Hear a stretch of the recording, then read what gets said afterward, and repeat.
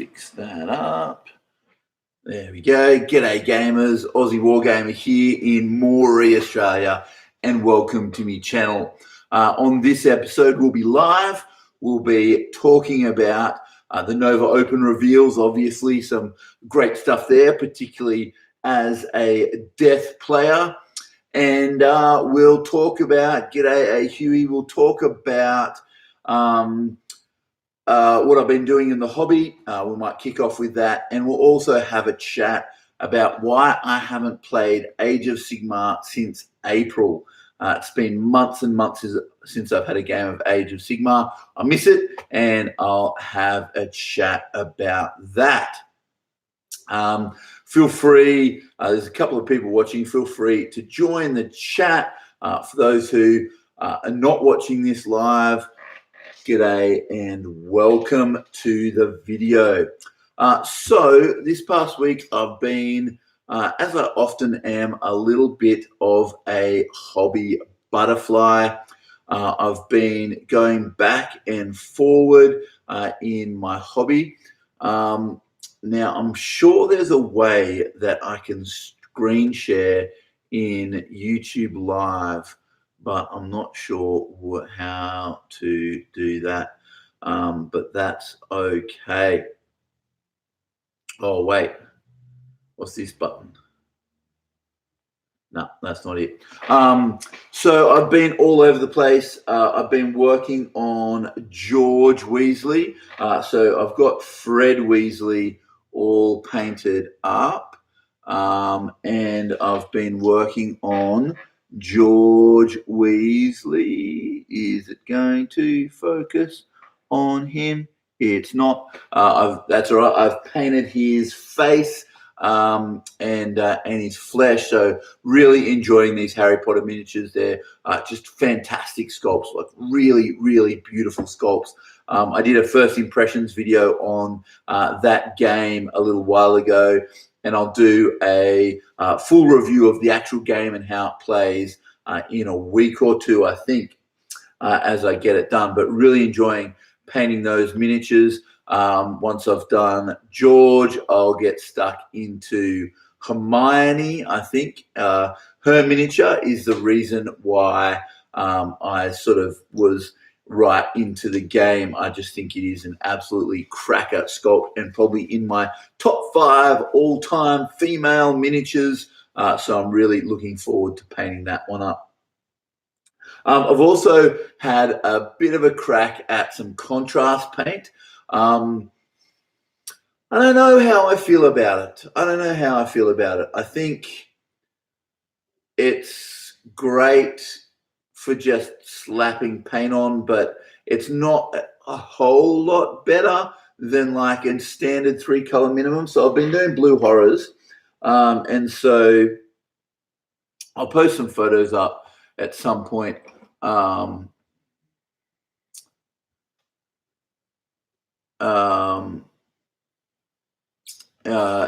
we'll see how we go. I'm sure there's a way that I can screen share, but maybe not. So this one is just straight up Talissar blue on a white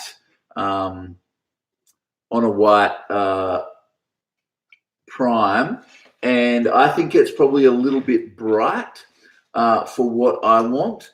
I had originally primed them a darker blue, but the contrast on the darker blue doesn't show up at all. Like there's really no definition of at all. So I zenithal primed them all from the dark blue. I zenithal primed them back up to a grey, but still with that darker blue in the shadows, in the recesses, and hit them with contrast. And I am much more happy with the result. I know you can't see it properly.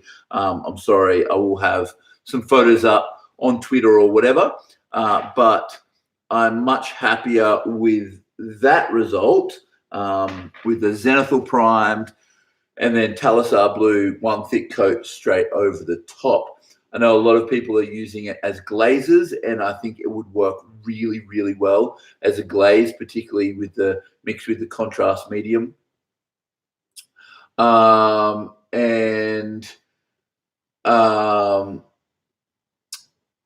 Yeah, I agree with you, A. Huey. I think you're right. I think it's not any better than a sort of 3-color minimum.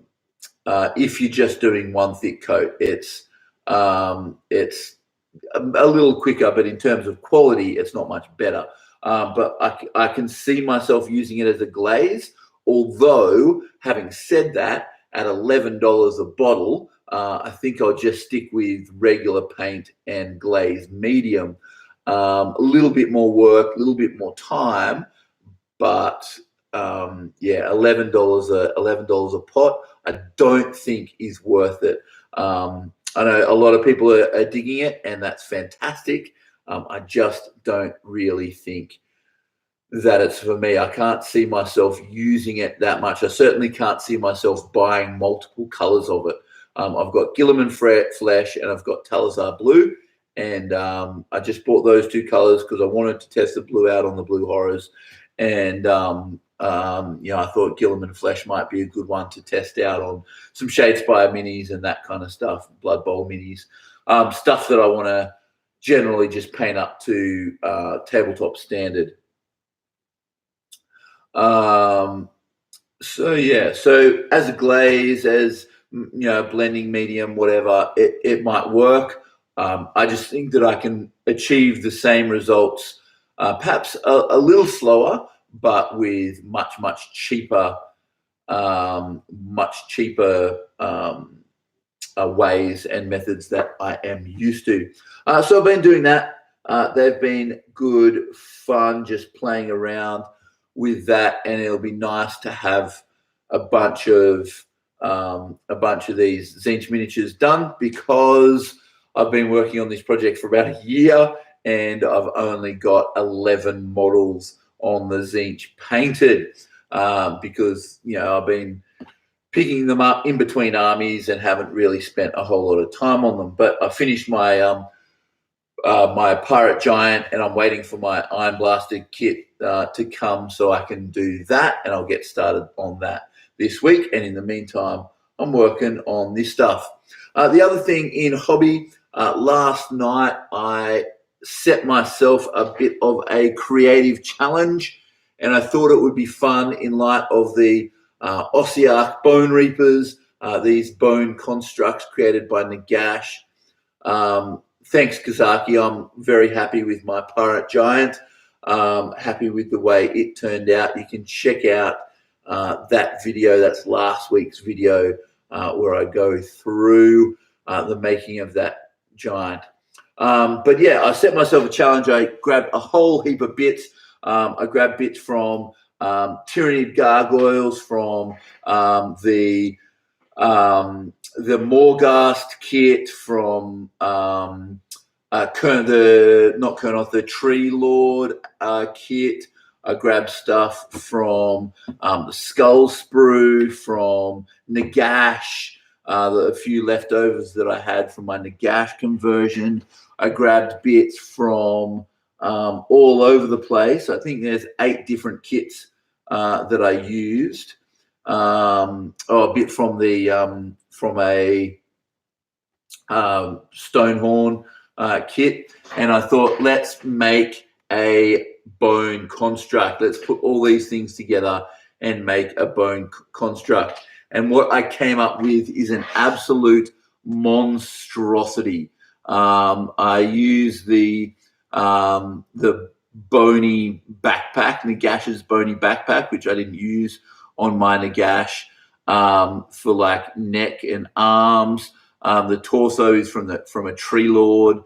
The legs are like the back of the saddle from a Stonehorn. And then Morghast weapons, and Tyrannid gargoyle heads, and a Tyrannid gargoyle carapace, and the tail from a Screamer of Zinch. Just a whole mishmash of bits, and just shoved them together to create something horrific. I thought that would be a fun exercise, and it was. I had a great time. I'll paint it up. For those of you that are familiar with AOS 28 and the AOS 28 aesthetic, I guess it's sort of a Blanchitsu type aesthetic, but not really. It's sort of very dark and grotesque, and I've been wanting to do some stuff in that style for a while. So I'll paint it up, and if I like it, once I've painted it, I might make a little warband. I'm sure the Bone Reapers will get a war cry. We'll get war cry cards eventually, and so I might make up a little warband of just crazy, insane, nuts bone constructs, which sounds like it'll be a lot of fun. And then the other thing that I've been doing is not Warhammer related, but I have been developing my own board game with my son Josh, who's 9. We play a lot of board games together. We are a little bit board game obsessed at the moment. And I noticed in all our collecting board games over the past year or so, there isn't that many. In fact, I haven't come across any board games that have a skateboard theme. Now, I'm a skater. I've been skateboarding for a couple of years now, and about 3 years now, and really enjoying it. Having lots of fun. I don't get on the board as often as I would like, but it's great fun and a great sort of physical challenge and mental challenge. Learning new tricks is it's like deciphering a code or figuring out a puzzle, but it's a physical one, and trying to make sure that your foot position and your balance and your weight is right, and then the movement of your feet as you kick and pop and flick and all that kind of stuff. It's a great challenge. So we thought we would develop a skateboard themed board game, and I got the cards back from the printer this week. Oh, they're upside down, or some of them upside down. They'll be reversed for you, I think. But they came up really nicely. And so the concept of the game is that you and the other players are trying to make a skate video, and you're all competing for the best video part. And if you record the best video part, you get the top spot on the skate video. And so you learn tricks, you land combos. There's different characters, like there's go big or go home, and they're better if they get bonuses for landing more difficult combos.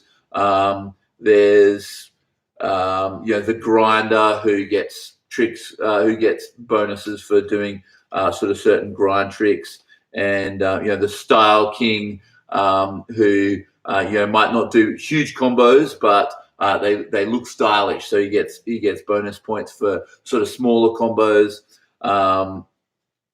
And then there's objectives, and there'll be a board with skate obstacles on it and stuff. So you travel around the board, learn tricks, land combos, and it should be a lot of fun. We've play tested it a bunch of times, made tweaks every time, and I'll be playing it with like actual adults instead of my wife and my children. I'll be playing it with my board gaming group in a couple of weeks, or actually next weekend. So we'll see how that goes. Looking forward to that. So that's what I've been up to this week in the hobby. Let me know what you guys have been up to, either in the chat now or in the comments below later on. Always fascinated by what people are working on in the hobby, which is pretty cool. Yeah, that's right. My wife is an adult, but she is my wife, so there is some level of bias there. Excuse me.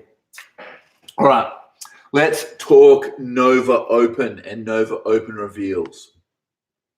I'm going to skip over the initial 40k stuff and the Necromunda stuff because I don't have anything to say on that, and get straight to Middle Earth.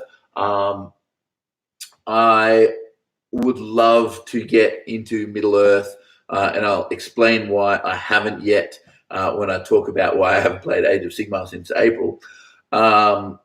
Because this was the game that got me into the hobby, and 10, 12 years ago, about 12 years ago, had obviously a break in between, but I really loved this game back in the day, and I'm a big fan of Middle Earth and Lord of the Rings, not so much the Hobbit movies. I did enjoy the Lord of the Rings movies. I only watched the first one and about half of the third one. I don't think I've seen any of the second one. And from what I've seen, not a huge fan of those films, but that's okay. So the next source book, War in Rohan, this would be great. Love the aesthetic of the Rohirrim. That building, the Rohan terrain kit. I'm sure it will be fantastic. I'm never going to buy it.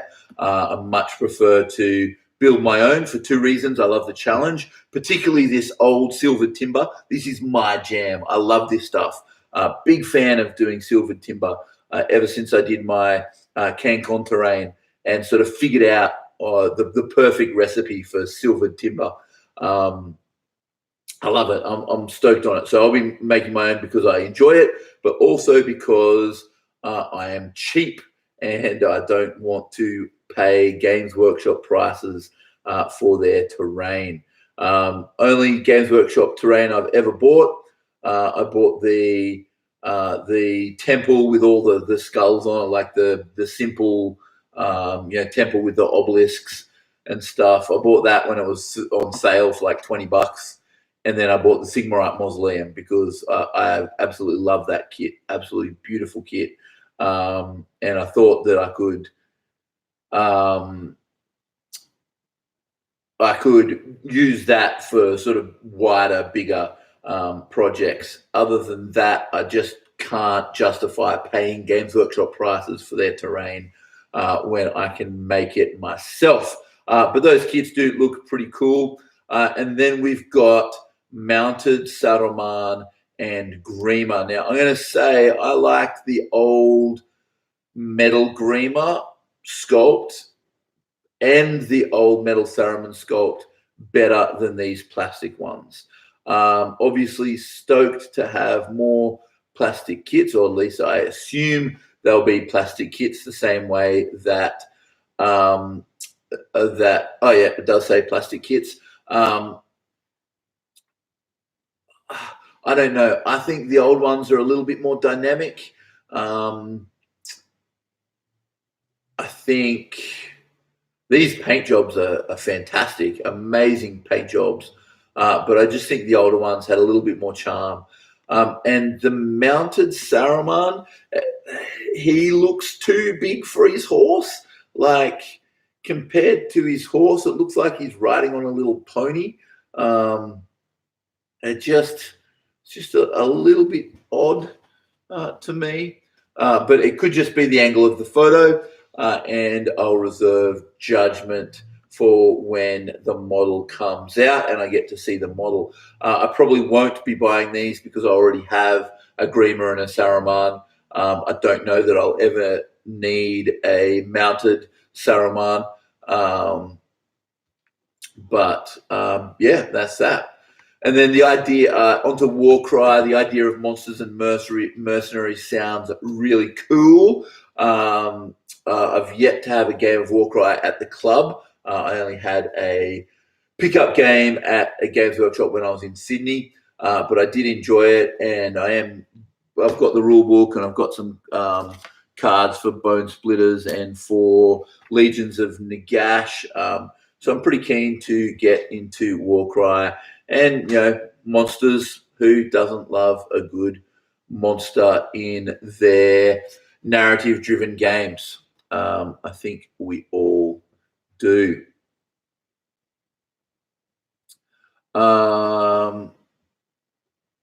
And now on to the big one, the Ossiarch Bone Reapers. I assume that's how you say it, Ossiarch Bone Reapers. First, we've got the basic foot soldiers the Mortec Guard. I like them. I like them. I like their chunkiness. I love the shields and how the shields are very Morghast. The Morghast shoulder pads and chest plates looks very similar. I really like those shields. Like many people, I'm not sold on the faces. I don't know that just putting a skull in place would do the trick either. But the grins are just a little too much for me, I think. So I'll try and find some better heads if I do this. If I do this army, it will be for Warcry, I think. I don't think I will include, or unless there's an awesome unit that I want to ally in for Legions of Nagash, and I'll tell you what that might be in a second. I don't see myself spending the money on this army when I've got I've got my destruction that I'm working on at the moment, and I've got ideas for other armies. I've got my Tzeentch, which I'm barely started painting, and when it comes to death, I've got a rad idea for some more Soul Blight. So I've already got 15 Blood Knights and two Vampire Lords on Zombie Dragon. I've got 6 Vargeist built, which I'm working on, or fully converted anyway. They're not actual Vargeist models, but they're kind of like more delicate Lady Vargeist tearing things off the back of horses. So I've got them built, but I was thinking of doing a Soul Blight separate to my Legions of Nagash, a standalone Soul Blight army from the Realm of Shadows. I've got that idea because I love playing Soul Blight, and I love sort of modeling that kind of stuff. So a Realm of Shadows Soul Blight would be pretty cool. So got that in the pipeline as well. So I just don't see myself playing these Ossiarch Bone Reapers, but they are cool, and I'll probably grab them for Warcry, as I said earlier on. The one exception is the Cavalry, the Cavalos Death Riders. These minis look aces. Now, having said that, they'll probably be the $90 for 3 kind of region, which I mean, it's pricey. Buying them for the sake of them, maybe, I don't know. It's something that I'll probably wrestle with. As I said before, I'm cheap, I just don't know that I can justify the price. But they are fantastic models. They're very, Vanguard Paladors or Varangard.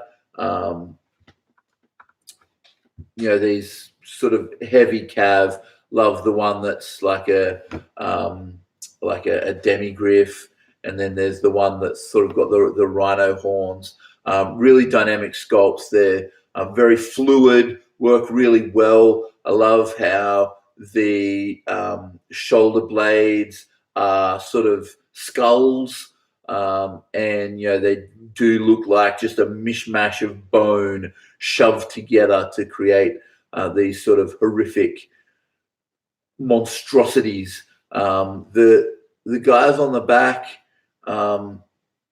look interesting. Skeletons on horseback just always look a little bit odd, but the shields, I think, help. That big banner is really cool, particularly with like the raven perched on top. I think they are cracking models. I really, really like them. The next guy, what's his name? The priest guy, a Mortison priest, the Mortison priesthood, something like that. He's cool. I like how the scythes are also, the scythe has a handle that's very reminiscent of the Morghast. Having said that, the Morghast are probably one of my least favorite sculpts in Legion of Nagash. I heavily converted mine, cut the stupid jetpack ghosty things off the back of them. They just look so goofy, and repose them and stuff. I just not a huge fan of them, but the aesthetic is okay, and the way that they've carried through that aesthetic in this range is really quite clever. But here's a bit of whatever. The Necropolis Stalkers, meh. I don't really like them. The lower arms look like Gene Stealer arms. They do have a bit of a Tyranid vibe to them. I don't know. I'm not a fan. I think their heads are probably, like, their necks are probably a little bit too long. Having said that, long necks, anyone. But yeah, and I don't know, these are my least favorite models from this new range. But then the War Machine, the Mortec Crawler, this thing is nuts, and it looks huge. Like those skeletons on it, it looks massive. Looks like it's going to be a really cool kit. And I love the idea of a war engine just walking itself around the battlefield, just lumbering around by itself. It looks rad. I really, really like this. It might actually be another one that might end up in my Legions of Nagash if it can ally, which I assume it will be able to. Mainly because it looks rad, but also because Legions of Nagash could do with some ranged attacks, and a massive siege engine would be perfect. Oh, it's so cool. Like the crew. Sorry, I'm just looking at it on my screen. The crew, the way that they're interacting with the machine looks rad. So many cool little things, like the face plate at the front of it that has that same Morghast armor vibe to it. Yeah, I like it. It's a good model. And then, of course, finally, Catacross himself. I don't know what's going on with him in terms of what he's made from, like whether he's supposed to be made of bone. He looks kind of green. I love the stitched flesh sash across his waist. That's particularly grotesque in an appropriate way. But this is basically just like a little diorama in itself. In fact, it's a big diorama in itself. He's got his little bodyguard there, and the guy holding up a scroll for him, and then a dude holding his little raven guy, and then a bannerman in the back. They just sort of all interact really, really nicely. It's a very well composed model. I think the composition is fantastic. This thing is not going to come cheap. I can tell you this now. I'm predicting $250 for this guy. He will not come cheap, which means I probably won't be buying him. But it is a cracker model. I think it's really, really interesting that the new Age of Sigmar faction, like the completely new faction that we get this year, is a death one. I'm just trying to think what we've had so far this year. We've had Khorne, and we've had Fire Slayers. So no new models there. We've had Sylvaneth, we've had Flesh Eater Courts, we've had Gloomspite Geats. So there was new models for Gloomspite, but it's an old faction. What else have we had? We know Auric War Tribes, we know the Moor Tribes, and we know Cities of Sigmar. So of those, massive amounts of books that we've got this year, this is the new This is the new army, the completely new sculpts, completely new army, the Ideneth Deepkin, the Karajan Overlord of this year. I'm amazed that it's death, like absolutely amazed. I thought we might get, if we got another death a book other than Flesh Eater Courts, I thought it might be Death Rattle or Soulblight. Obviously, it's neither of those. And yeah, I'm just amazed that the new army is a death one. But good on Games Workshop for giving it a crack. How well it will sell, I don't know. Reactions have seemed to be quite mixed on the army, but we'll see how it goes. And they might end up sort of going the way of Tomb Kings in that they just don't sell all that well. But I think Games Workshop are in a place at the moment where they can take risks, and that's exciting for us as hobbyists when a company like Games Workshop takes risks and does some crazy things. So we'll get Cities of Sigmar and Auric War Tribes probably at the same time, probably in a box.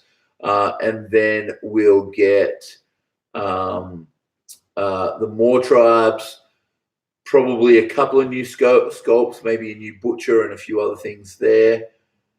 And I can't see us getting much else this year. I think those three books, as well as Ossiarch Bone Reapers, I think will take us to the end of the year, which will give us, it'll end up giving us, 3 destruction, 1 chaos, 1, 2, 3 order, 3 order, and 2 death.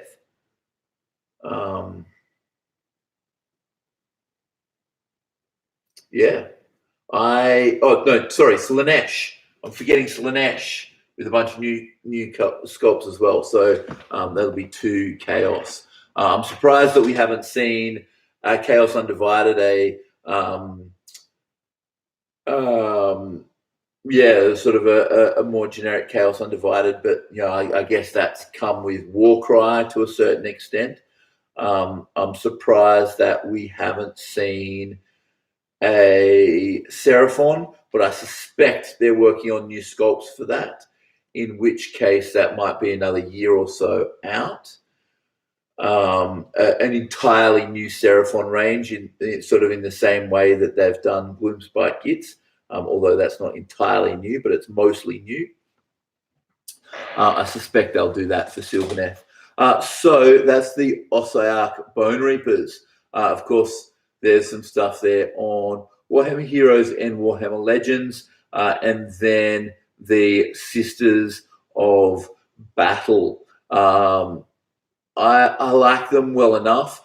They don't blow my mind as a model range. I've never been a huge fan. I mean, I've never been a huge fan of the 40k aesthetic to begin with, and probably aside from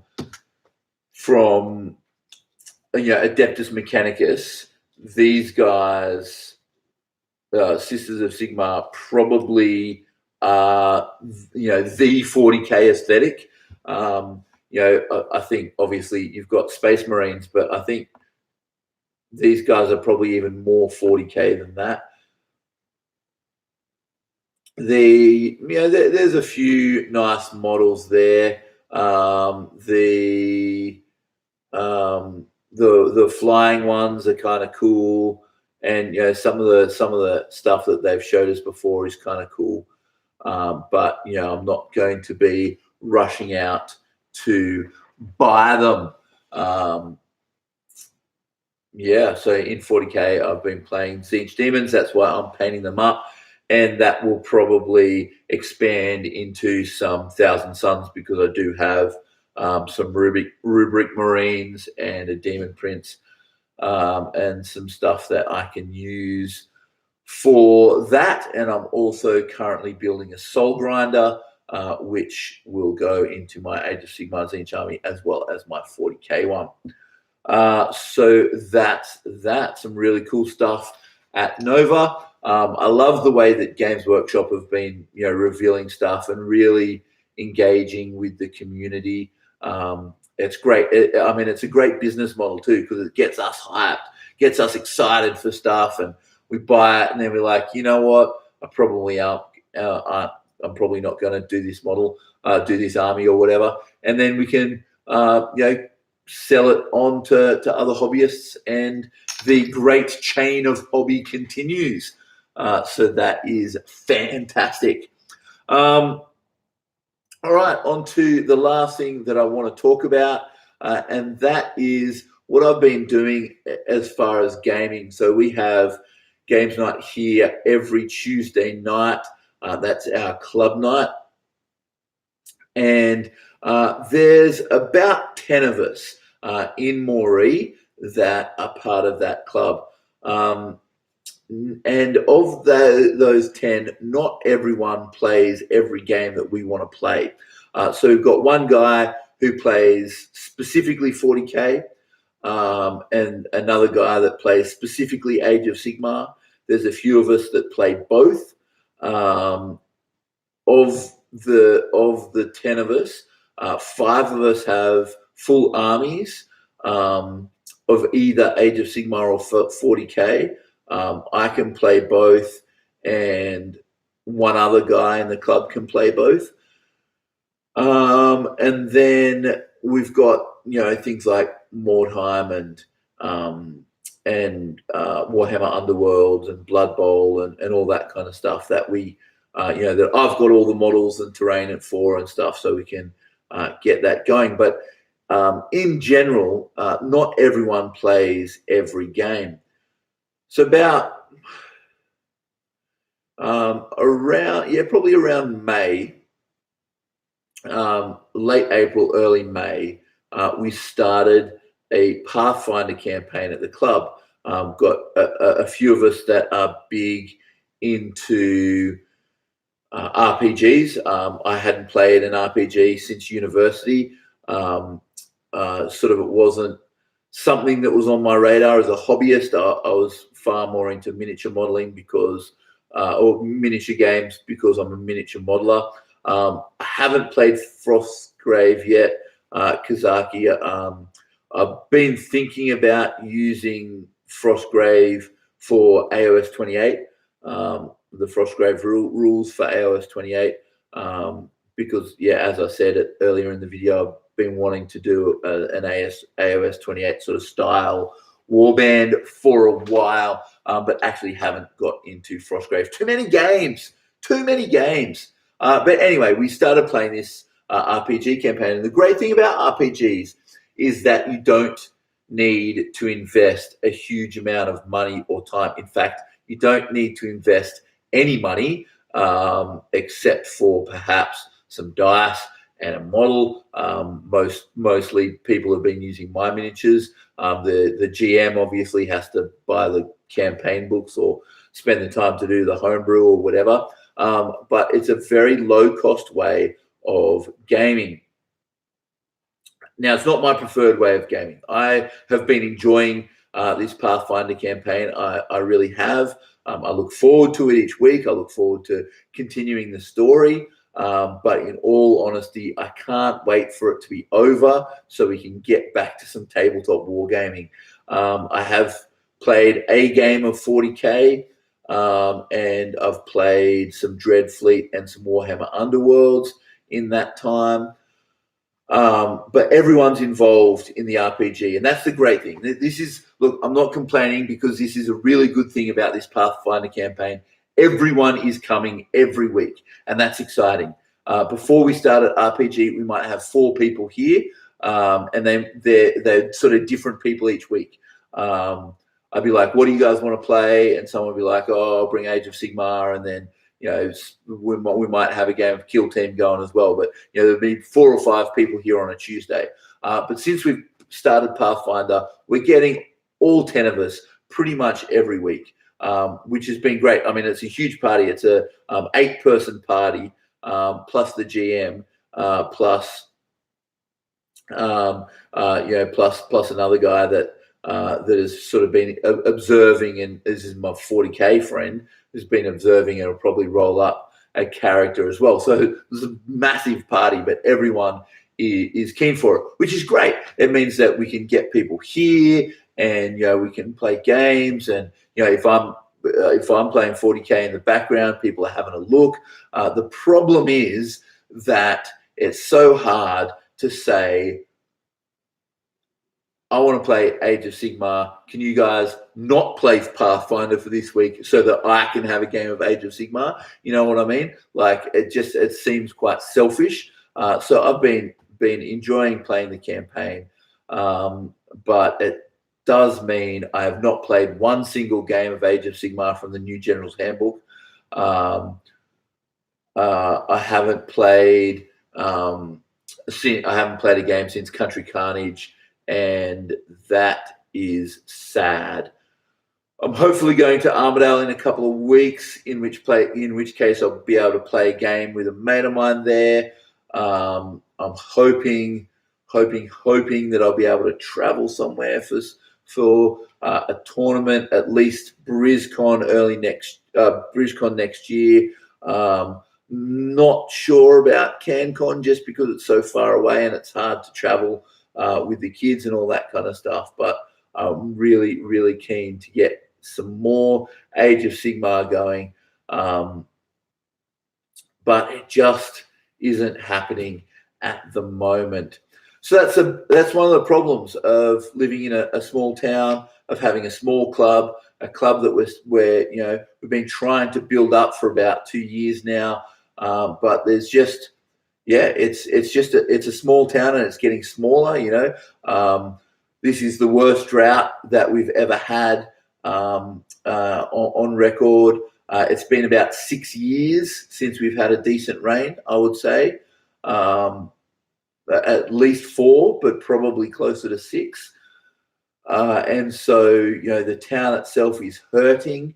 Population is shrinking. And so it's hard. It's hard going. It's hard going for, for our local businesses, but it's hard going for us as a club as well. And, I've got some board gaming friends that I've been trying to get into sort of miniature gamings, but a lot of them have said, I will play board games with you, but I will not play miniature games with you. And I mean, that's fair enough. So it's been a slog at the club at the moment, just trying to get people in, trying to get people playing. And so, I've been really happy with Pathfinder, really happy with the number of people that are coming along on a Tuesday, enjoying the gaming space, enjoying each other's company. And that's, in the end, what it's really all about, whether we're pushing miniatures around on a table or whether we're, playing a RPG in our minds. It's all about that social inclusion and being nerds together. So I'm glad that we can do that. I'm directing a play at the moment with the local theatre company called Rhinoceros by Eugene Ionesco. So that's been taking up a bit of time as well. But and a couple of our gaming group are involved in that as well. So we can really build up a nice little sense of community in our little town. Our theatre company, this is completely not game related, but it just popped into my mind, so I'll talk about it. Our theatre company we started 4 years ago, and this will be our third proper adult production, and we've done a couple of variety shows and a couple of kids shows, and it's just been fantastic for a struggling community, for a community that's really hurting with the drought, to be able to come together in the name of the arts and creativity, and to put something on that we all enjoy. So that's good. So I'm doing that. So I've got the club, I've got Maury Arts Community Theatre, got plenty of creative outlets, and plenty of ways that we can do good things in a struggling town. Well, I think that about wraps it up. Thanks for sticking with me, Huey and Kazaki. You guys are champions. For those of you who are watching this later on, thanks for watching. As always, stay tuned if you want to hear more of my voice. Catch us later.